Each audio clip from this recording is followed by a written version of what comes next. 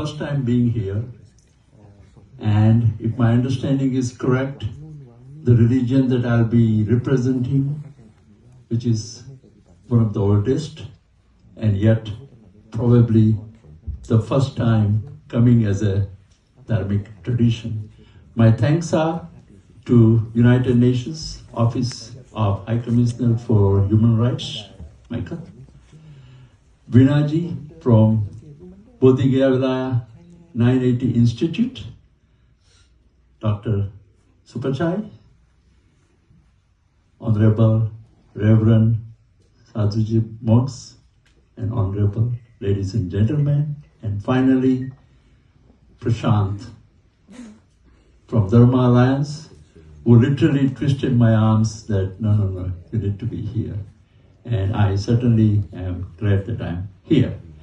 And as I said, kid in the new block, so I thought I will use slides. A lot has been said. Do I have anything new? Well, let me present my case and you be the judge. Truth is a belief, is it? It is a discovery. We keep on working on it and keep finding it. It is discovered and not owned. And as Jayaji mentioned, story of the elephant and blind, you put 6 blind people in front of an elephant and ask them, what is it? Depending upon the part of elephant that they touch. Touching the tail, they'll say it's a rope. Touching the body, oh, it's a wall, and so on. So truth has many sides, and the Jains say that as anekant val. That is, we believe a huge contribution of a Dharmic tradition to the world if followed. If you are certain that only you are right, you have already moved away from the truth. There was a monk and a young man walking in the dark, and the man says something and says, it's a snake, it's a snake. And the monk says, put the light. Well, lo and behold, it was a rope. So, fear often arises from misperception. Light reveals the truth, and we believe that is samyak darshan or enlightenment to some extent. So all these beautiful words ultimately are for one awakening of our life. Dharma. A lot has been said. I will add my half a cent. Dharma means that which holds together, and Dharma is the ethical order sustaining cosmos. Who are sustaining this cosmos?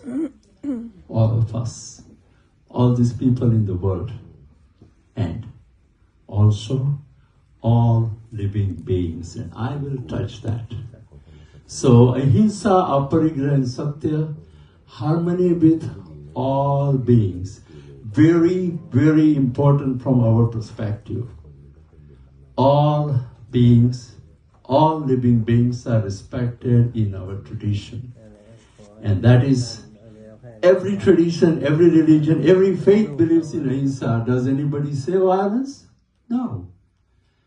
Jains take it a little bit further and want to believe and respect all living beings.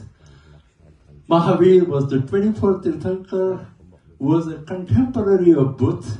Our books say they never met, but they were both at the same time. Mahavir said, one who knows the value of all living beings knows Dharma. This is the timeless wisdom given 2600 years ago. Ecology and interdependence. Many people have mentioned the term that's used by Jains is paras paropragaho jivanam. Similarly, Hindu philosophy uses Vasudhaiva Kutumbam. Ultimately, it all means one world, one family. It's an ancient insight for modern sustainability. Truth and survival are interdependent. Okay. Mahavir said, I repeat, more than 2600 years ago, he who neglects earth, air, fire, water, and vegetation disregards his own existence. This monk was doing meditation at the bank of the river, and of course there were other people with him. The scorpion gets up and bites. Sadhu, which is a monk, removes scorpion, puts in the water. A few minutes later, scorpion again comes and bites. Sadhu does the same thing. So people there ask, why do you keep doing this? This was his answer. It is the scorpion's nature to sting.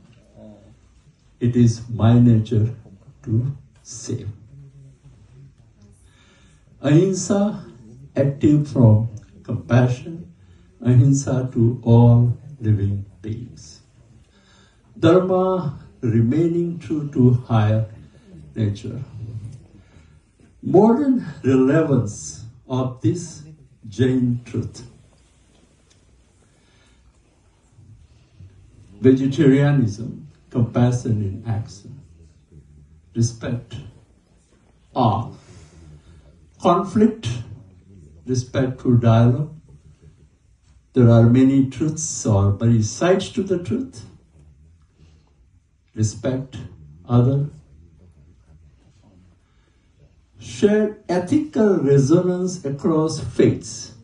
What do we mean here? If you go back to thousands of years to now, we have damaged our planet Earth. We are trying to destroy them. Climate change, biodiversity, greenhouse gas emission is increasing, pollution is increasing. Who is doing all that? Humanity, all of us. I would here want to define humanity.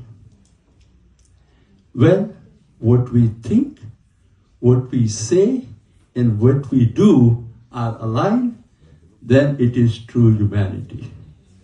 Go and search your own soul to be fit into this or not. So, all this religion and the truth is not a line dividing us, but it is a circle uniting us. Truth as a way of living. Going to find you something that at least has not been spoken here before. I did mention humanity as thought, word, and action. Do we make mistakes? Is there anyone here who can raise their hand who has never made a mistake in life? No. You have never made a mistake in life? I think you didn't understand that part, but we've always done something wrong, right? What do we believe in? We believe hugely in asking for forgiveness.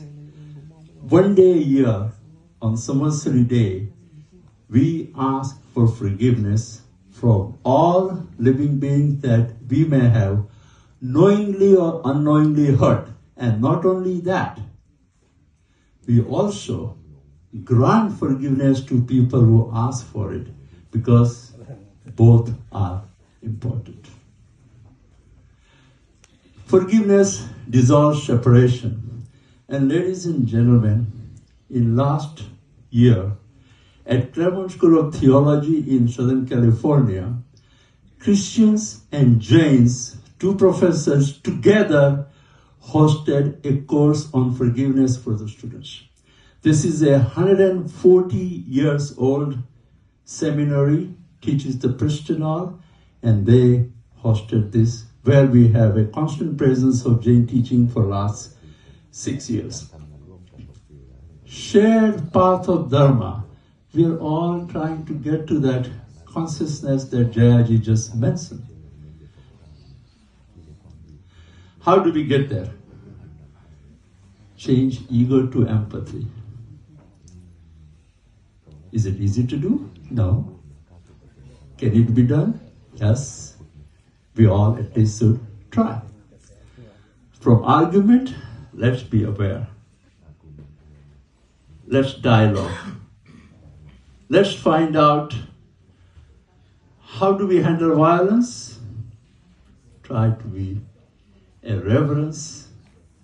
Ultimately, there are many paths leading to one summit. At least we, Dharmic traditions, believe that we all have soul. Jains believe all living beings have soul, and the goal of each soul is to liberate oneself from the cycle of birth and death till you are liberated and reach the moksha. So, there are three guiding Jain principles. Ahimsa, cause the least harm. Any which way you can. Not only in your action, in your thoughts and in your speech as well. Anikantvat, we've spoken enough about it. This is the term we haven't spoken enough yet. Aparikra, non-possessiveness, which Buddhist monks do so well. They will take food that's given to them. Same way Jain monks, they walk from house to house and gather whatever food has been given to them. Live simply, share generously. This is my last slide, but Michael has given me more time, so I'll speak for another minute or two. But before I go there, if humanity can embody these values, the second part is the key. Beyond temples, texts, and traditions, we will not only seek truth, we will become one.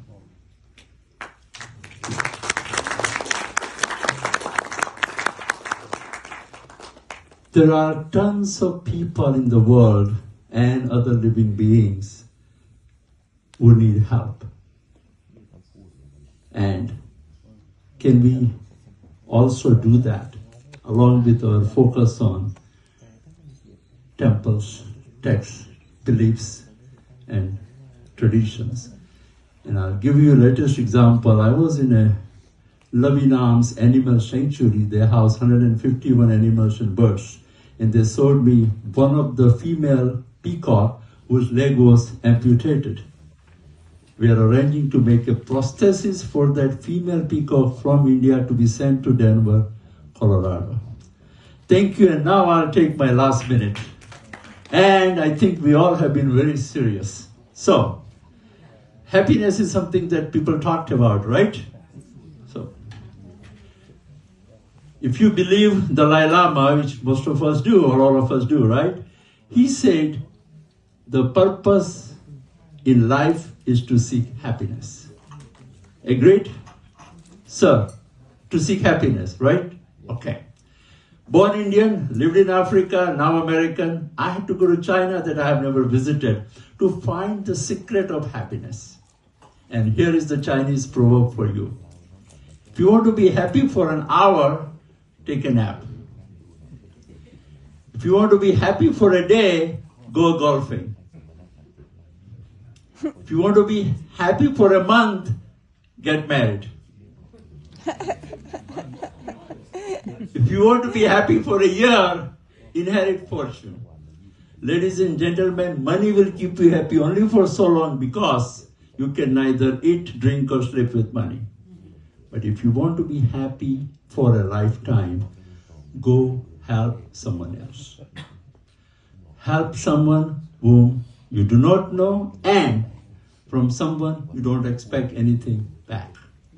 When I was talking to several people about this, my grandson Jaden helped me with some research. Rahul Kapoor Jain prepared slides and other things, but one Acharya Maharaj said this to me about how do we live life.